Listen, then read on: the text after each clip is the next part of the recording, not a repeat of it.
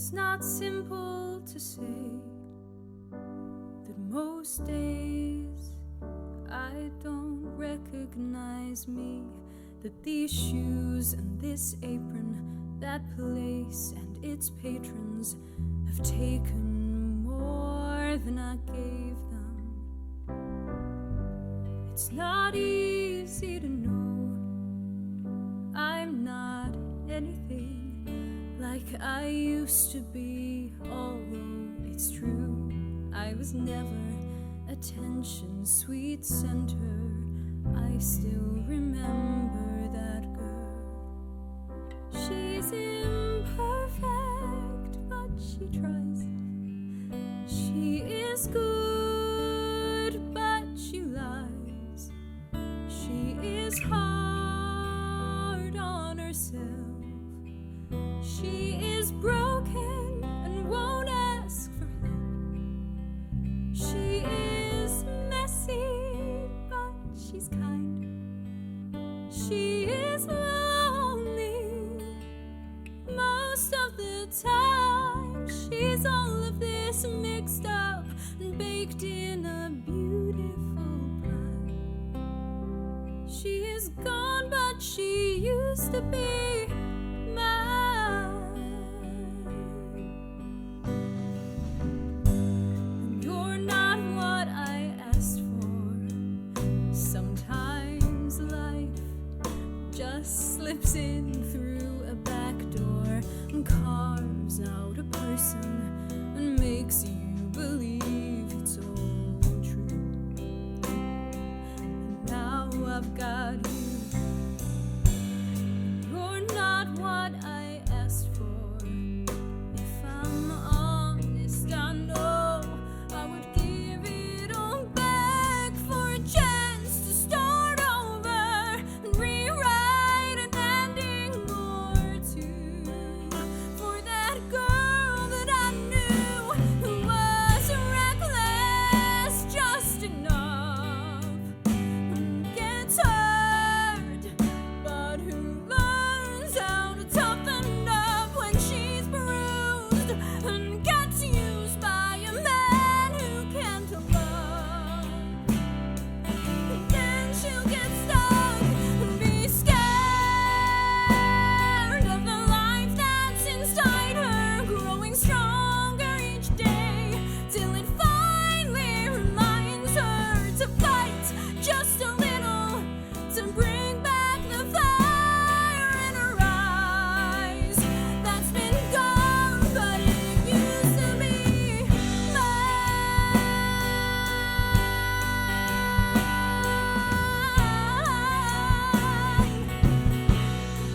It used to be mine.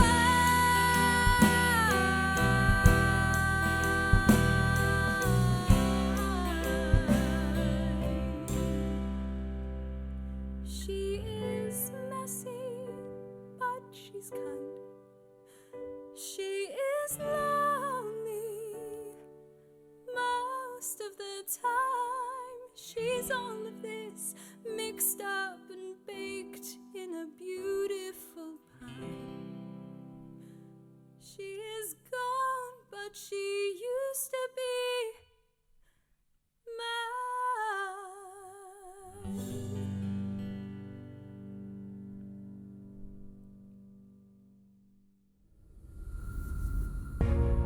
Theatre, an industry returning after a global pandemic. In the Wings is a collection of interviews with writers, composers and creatives of new musical theatre. As the world starts to find a new normal, we will shine a spotlight upon 6 such productions, featuring performances by West End stars and emerging artists. These are the stories of those shows waiting in the wings. Episode 4, The Red Side of the Moon.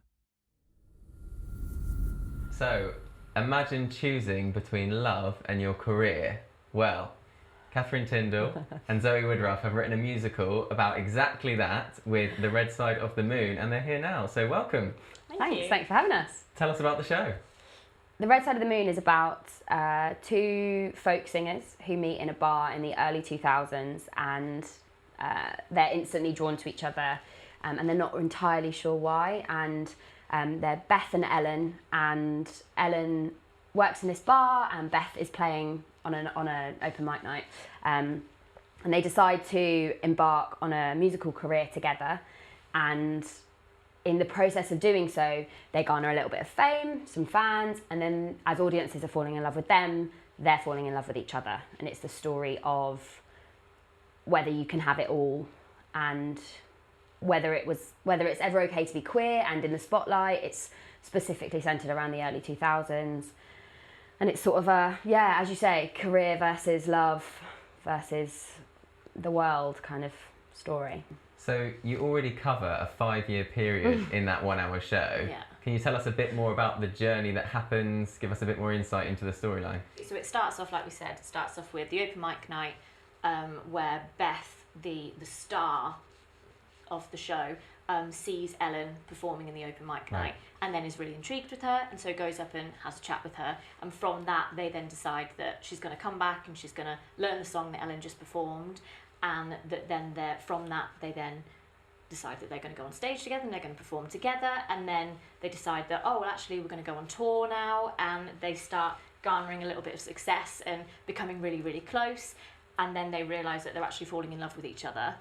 And then time passes, and then they get a phone call from their management team saying that they've heard rumours and they found out that they are an item, and it's not what they want for their label or for their company. It's not the image that they're looking for. And so they can either tell them that the rumours are false and that it's not true, and then they can go ahead and carry on, or they can leave now and make that choice. And from that hard conversation, obviously a difficult conversation, ensues between them, and then they decide that they're actually going to go out on stage that evening and they're going to tell the audience and just see what happens. They think that they'll be fine with it, and then they've taken that choice away from the management team of making Beth them. does. Yeah, Beth decides. decides this. Beth is like, and Ellen kind it'll of be goes along fine with it. Yeah. Yeah. And then Ellen realises that she doesn't want Beth to give up on her dream for her, so she decides that she's going to walk away, and she doesn't turn up to the gig. So what I want to know is, if you don't mind giving it away, at the end, does she get it all? Is she able to be completely herself and get the fame? Is that what you wanted to show within the musical? We've kind of left it a bit ambiguous Okay. in the end, because we didn't want to paint the everything's great and they all lived happily ever after, because that might not necessarily be the case in life, like coming out to your parents or coming out to your friends or whatever it might be, that it might not go the way that you want it to, and it might not. It might go amazingly, but it might not do. it's more about taking It's more about having the power, like giving yourself that power and being able to be like, well, I'll do this, and it might be tough, but it's important. Yeah. You're showing different aspects of real life that people can hopefully relate to, and then make their own decisions and say, oh, I would have done that differently, or... And I think like it was quite interesting to hear the chat in the bar after the show of like what people think happens next for them, them as a couple, for them as friends, for Beth, for Ellen. Like everybody draws their own conclusions, which is quite nice, because I think then everybody gets to infer what they need to infer or want to infer from the show, and they get to make the story their own. Yeah, even more. So we quite like it like that, I think.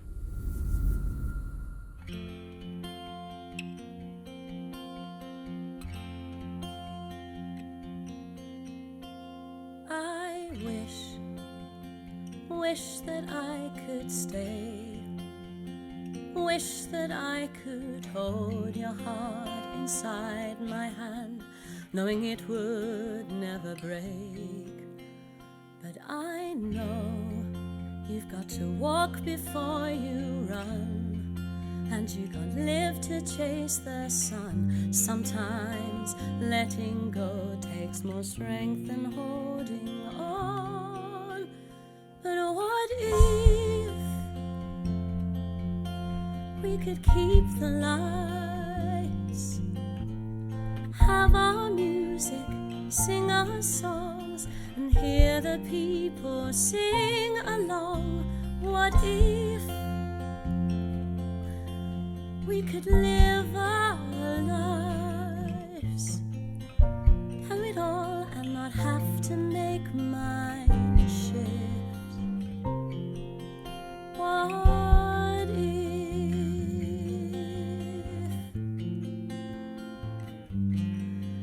They say there are choices to be made, prices to be paid for daring to believe we'll find the way we're made. And I know you should get to have your say, but you'd only make me stay, and I can't be the one to see the fire inside you fade. But what if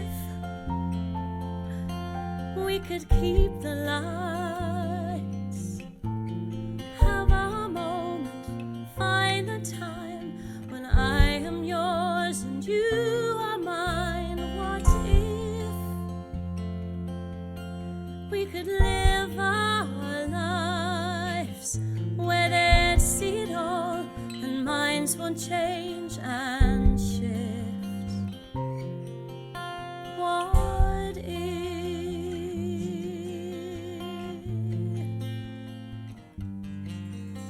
But I can see it's not the time where we could go on stage with your hand in mine. So I'll take a final look before I go.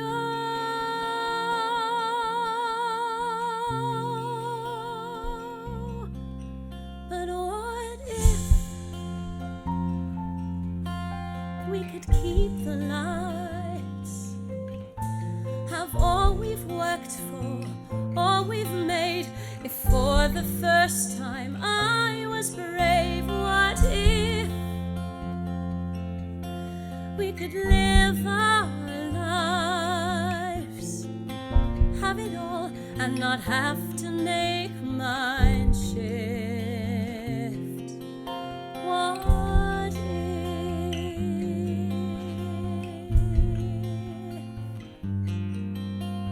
But I can't be caught between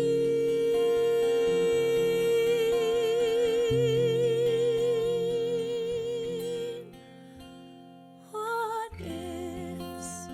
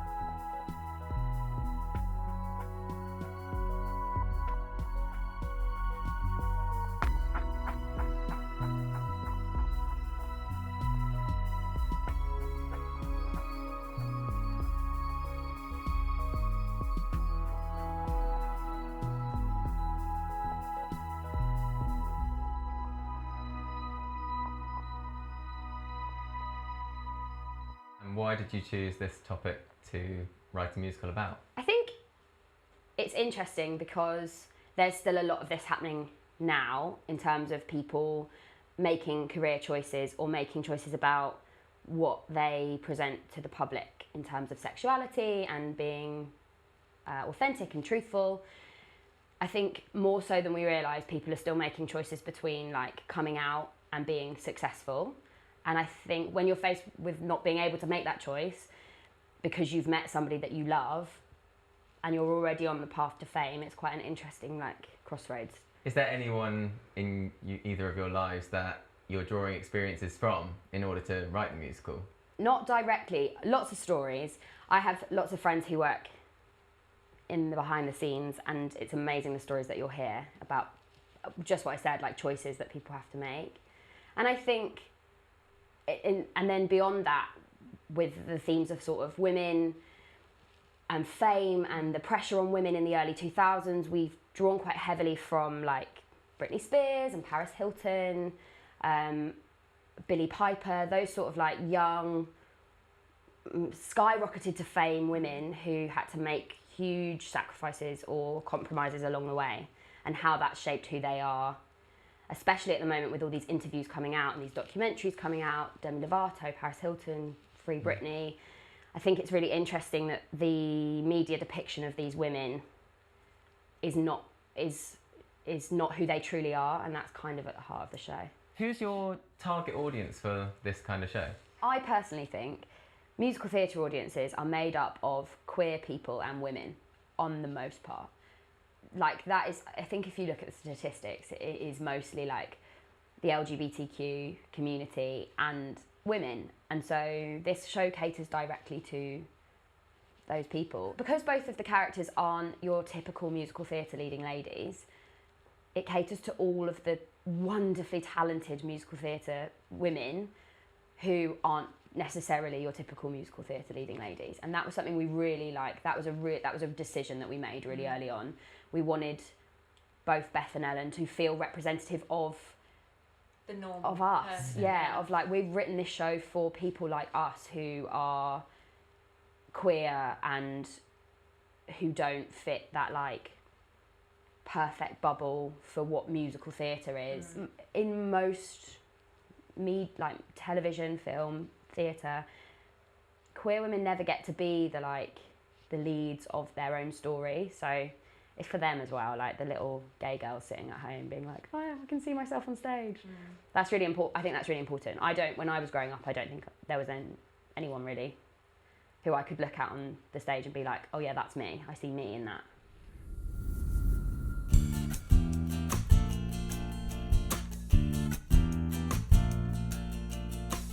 Careful what you wish for, careful of the things you say. Stories people tell you of monsters coming out in the light of day. Arms open wide, with your eyes wide shut, alone in the crowd. And it feels like I'm falling, taking one step forward, 2 steps back. And I know what it's like to drown when your feet don't touch the ground.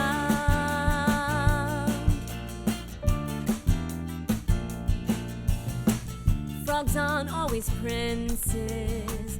Sometimes things are what they seem.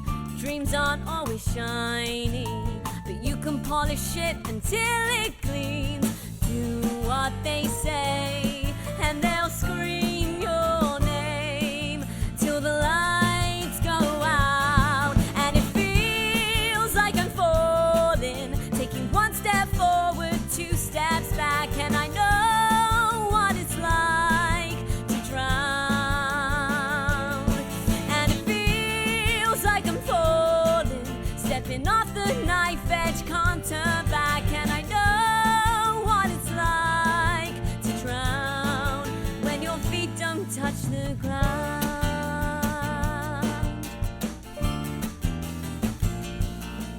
And I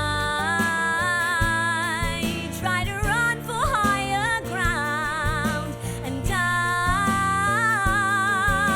scream for help, but there's no sound. And I feel like I'm falling, I can feel the pitchforks at my back. Don't wanna know what it's like to drown.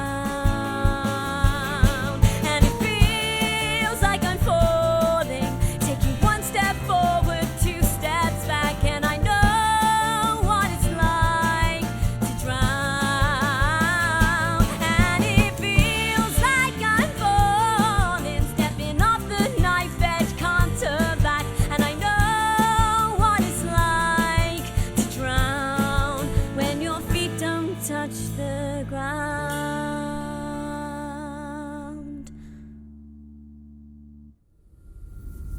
What's the next stage for the show? We're about to start doing some rewrites and things like that, because Okay. at the moment, because of Through Iris Theatre, it was in the garden, and the facilities they had, it had to be quite a short show, so it's currently got a running time of about an hour. So we would like to try and draw that out a little bit, so it's going to be more scenes, more songs, and hopefully we might be able to either keep it as the two girls that it is at the moment, or introduce a couple of more, not necessarily characters, but potentially like an onstage bands that then become part of the paparazzi and the agents and the managers and that kind of side to the story. So just beef it out a little bit from what it already is. As you say, like flesh it out in terms of the world, and also start to streamline the messages and what we want to like focus in on. Because what we wrote the show quite quickly. From conception to on stage, it was 6 months. Yeah.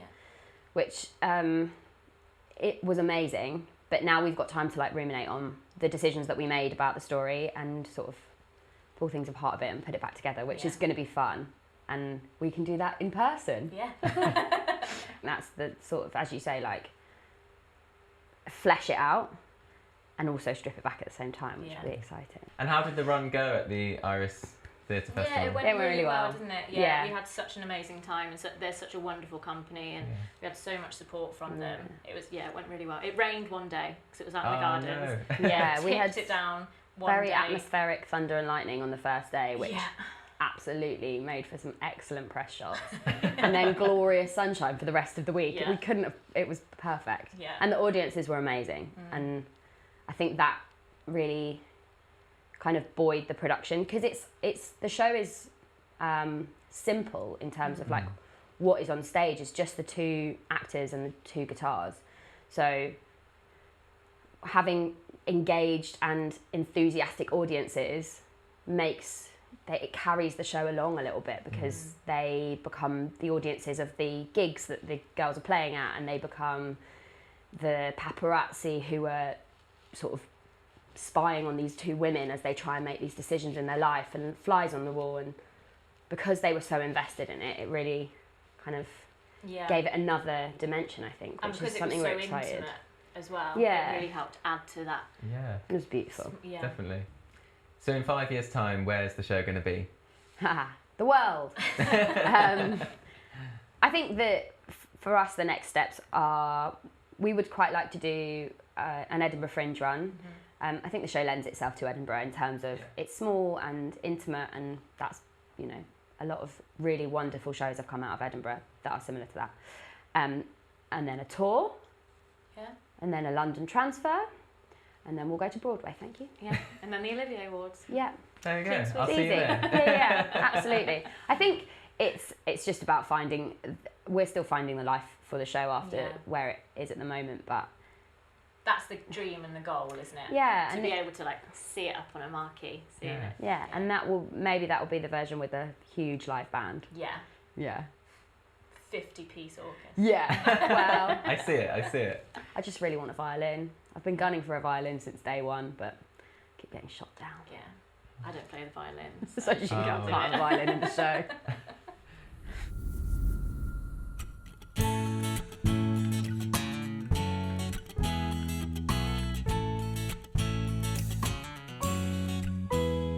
I got a one-way ticket and the clothes on my back. You've got one life, so live it. You've got to go the distance, I see that. So tired of being told to hide, afraid to let you see that the girl you thought you knew, well, that wasn't me. So I say goodbye to the girl I was before. I still see the line, but I won't tow it anymore. 'Cause this road is mine, what was I waiting for? 'Cause I'm happy in my skin and I can breathe again.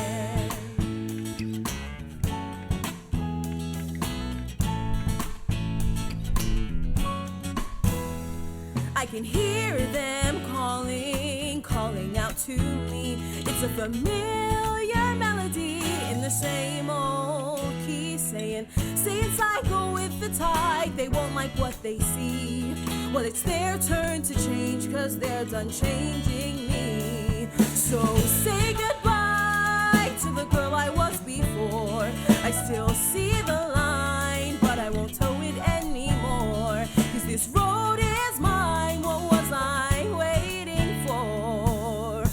I'm finally happy as I am, and I can breathe again.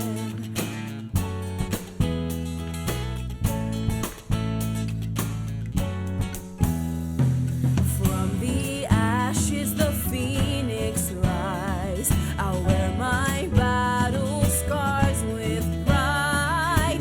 Take the first step, come outside, and say goodbye to the girl I was before. I still see the line, but I won't tow it anymore. 'Cause this road is mine, what was I waiting for? 'Cause I'm happy in my skin, and I can breathe again. See me as I am, and I can breathe. Give me moonlight on her skin, and I'll breathe again.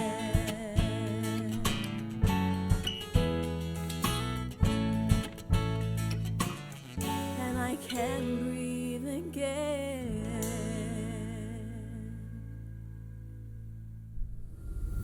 So before you even started on this project, tell us a bit about what you were doing beforehand. Well, I started out, I've been performing since I was 8 years old in a folk band with my parents and my sister called the Tyndalls. Very on brand. Yeah, exactly.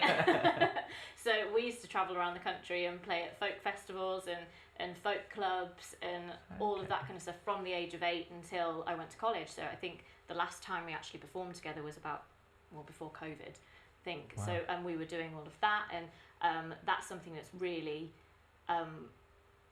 made me who I am, like the people that I met and the stories that you hear from the music that they're telling, that before they've done a song they say the story behind the song, and they say that this is from like a Dear John letter, or this is an old fairy tale or an old poem or whatever it might be. And so from that I've had ingrained in me that the story should be told within the song as well, and that you need to go on a journey when you listen to a song. And so that's very much now my musical style, that because that's what I've grown up with, that's what I've learned. And then when I got into my teen years, I liked musical theatre and loved dancing, so went and trained there, and then that's when I met Zoe. Yeah, I trained as an actor.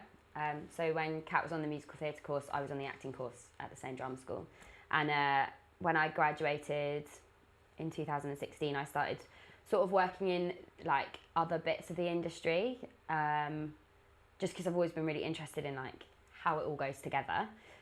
I love writing. I always knew I liked telling stories, and during sort of the last couple of years I've worked out how to do that from start to finish, which was something that always eluded me for a really long time. So I'd start loads of stuff and then never finish anything, and then You Have a Match happened, and then London Boys happened.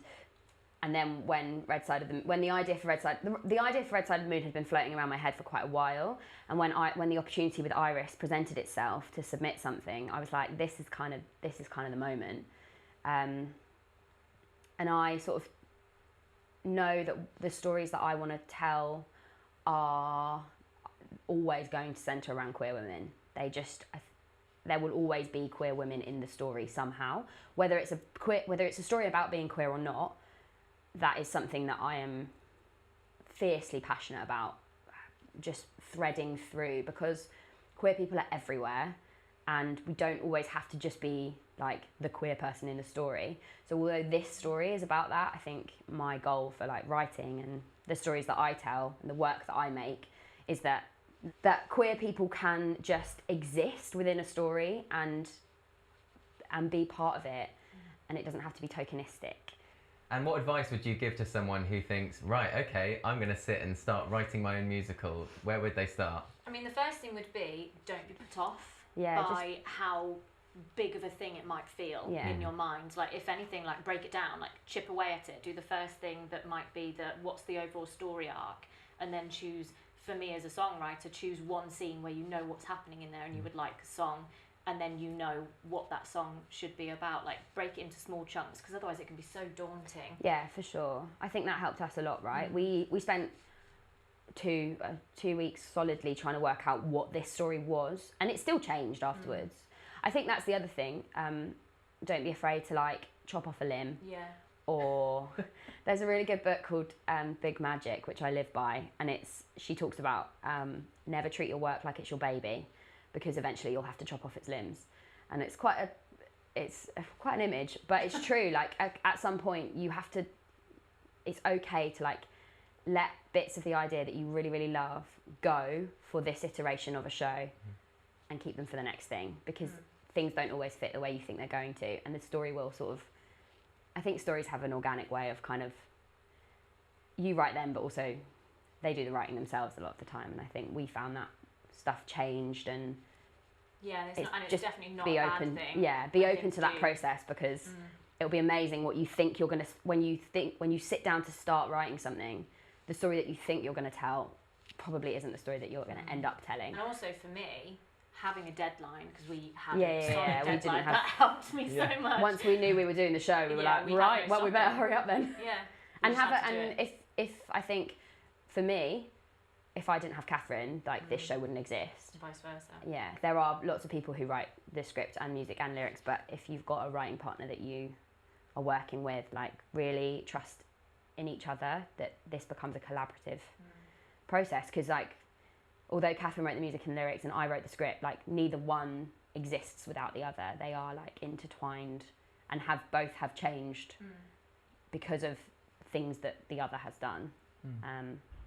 So if you can find yourself a really kick-ass partner, then it's always useful, you know. Okay, so we're going to see The Red Side of the Moon at Edinburgh Fringe, Yeah. then on the West End, Yeah. Yeah. then on Broadway, Yeah. and we'll be at the Olivier Awards. Yeah. Yeah. Okay. See you then. Thank you so much, Catherine and Zoe. Thank you.